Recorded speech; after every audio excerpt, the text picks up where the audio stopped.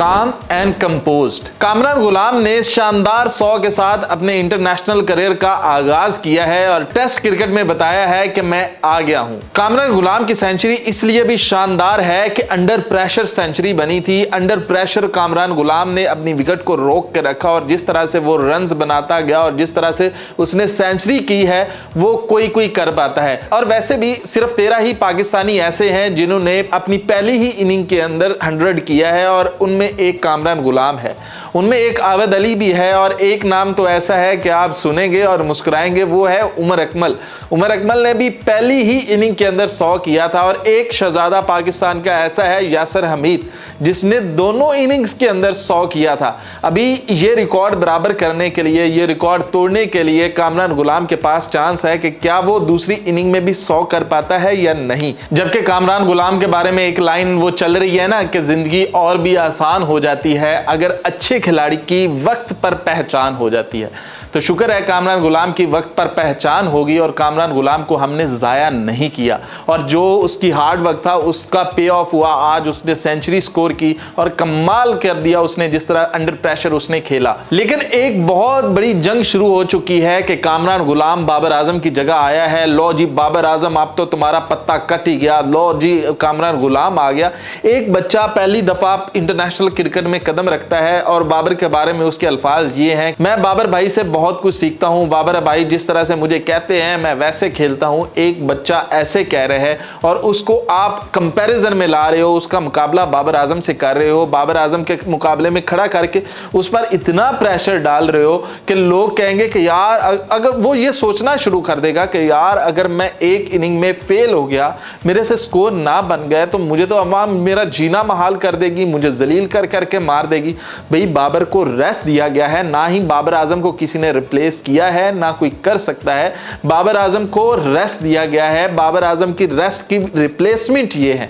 आप इसको ये कह लें कि भाई कामरान गुलाम को टीम में लाना था इसलिए बाबर आजम को निकाला गया, तो ये सरासर गलत होगा और ये प्रेशर बिल्डिंग होगी एक अच्छे प्लेयर के साथ। कामरान गुलाम नो डाउट बहुत अच्छा प्लेयर है और पहले ही इनिंग के अंदर उसने बताया है कि वो क्या क्लास रखता है। उसने बताया कि स्पिन के खिलाफ उसका कोई सानी नहीं है और जिस तरह से उसने स्पिन को टैकल किया, अच्छी खासी स्पिन हो रही है। लोग कह रहे हैं जी पाकिस्तान ने 6 स्पिनर खिला लिए हैं, एक फास्ट बॉलर के साथ आ रहे हैं तो पाकिस्तान को मुंह की खानी पड़ेगी। और अभी तक जो वक्ता डाला हुआ है ना वो स्पिनर्स ने ही डाला हुआ है, जबकि कामरान गुलाम थोड़ा सा मुश्किल का शिकार होते हैं फास्ट बॉलर्स के सामने। जैसे ही बेन स्टोक आया और उसका वो जो स्पेल है कामरान गुलाम के खिलाफ, वो काबिल तारीफ है कि किस सोच के साथ बेन स्टोक बॉलिंग कर रहा था और कैसे उसने अंडर प्रेशर किया और वहां पर खड़े होकर जैसे ये बैट करके इशारे कर रहा था बेन स्टोक को, वो भी एक काबिल तारीफ है। वो जाहिर सी बात है अंदर से मैसेज गया था कि थोड़ा सा बेन स्टोक को थोड़ा सा सामने खड़े हो जाओ, थोड़ी सी आवाज़ें खसो, इससे तुम्हें वो होगा ना कॉन्फिडेंस आएगा, बूस्टर मिलेगा।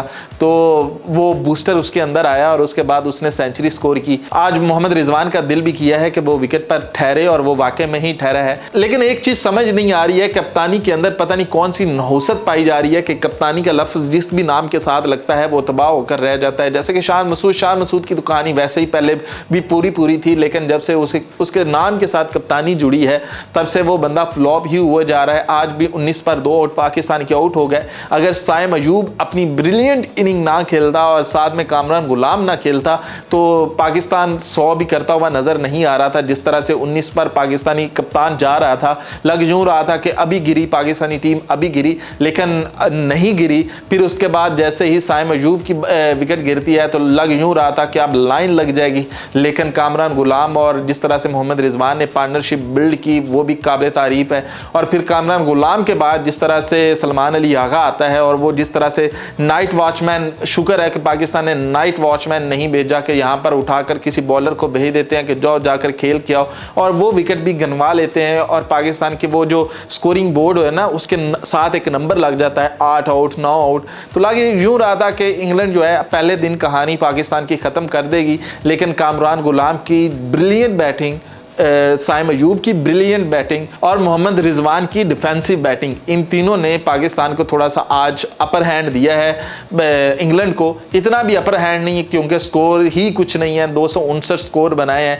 अगर पाकिस्तान ने स्कोर आज 350 400 किया होता है तो कहा जाता कि ये जी पूरे का पूरा पाकिस्तान का दिन है, लेकिन उधर इंग्लैंड ने पाकिस्तान की आधी टीम चलती कर दी है और सिर्फ 259 स्कोर दिए हैं। 90 ओवर पाकिस्तान ने खेले हैं, 3 की भी एवरेज नहीं बनती है। और जिस तरह से पाकिस्तान स्लो खेल रहा है, लगता है अब पाकिस्तान ने ये रियलाइज़ किया है कि जो हमारी गेम है, जो नेचुरल गेम है हमारी, हम वही खेलते हैं। हम वो कहते हैं ना, कवा चला हंस की चाल और अपनी भी भूल गया, तो वही वाला हिसाब पाकिस्तान के साथ ना हो जाए कि पाकिस्तान वो हंस की चाल चलता रहा और अपनी भी भूला पड़ा था। अब शुक्र है कि वो स्ट्राइक रेट का रौला आज कोई नहीं किसी ने डाला कि भाई बहुत स्लो खेल रहे हैं, जैसे भी खेले हैं बस खेले हैं। आज के दिन पाकिस्तान ने स्टे किया है विकेट के ऊपर। कल पाकिस्तान फर्स्ट हाफ में या हाफ डे में अगर पाकिस्तान कल पूरा दिन खेल जाता है तो दैट्स मीन कि मोहम्मद रिजवान सेंचुरी करेगा, सलमान अली आगा सेंचुरी करेगा। अगर ये दोनों स्टे कर जाते हैं तो फिर पाकिस्तान बहुत मजबूत पोजीशन में आ जाता है। और जिस तरह से टर्न विकेट दे रही है स्पिनर्स को, जिस तरह से वॉल्ड किया है बशीर ने कामरान गुलाम को, लग यूं रहा है कि पाकिस्तानी जो स्पिनर्स 6 स्पिनर खिलाए हुए हैं ये किसी कार-ए-आमद आएंगे। जबकि अगर बात करें सऊद शकील की तो भाइयों उसे पक्की नज़र लग चुकी है और अब वो पाकिस्तान के लिए पता नहीं कब भी स्कोर बनाएगा, क्योंकि जब नए नए लड़के आते हैं ना तो वो बहुत अच्छा हो जाते हैं, लेकिन आस्ता वो गायब ही हो जाते हैं। जैसे कि अभी कामरान गुलाम आज आया है, तो हमारी दुआ ये है कि कामरान गुलाम इसी तरह स्कोर बनाता रहे। पाकिस्तान को इस तरह के बैटर्स की ज़रूरत है, बाबर की रिप्लेसमेंट्स तैयार होती रहें। अगर बाबर आजम किसी वजह से टीम का हिस्सा नहीं होता है तो कम अज़ कम कोई ऐसे प्लेयर्स होने चाहिए टीम के अंदर जो बाबर की जगह स्कोर बना सकें और पाकिस्तानी टीम को कोई फ़र्क ना पड़े।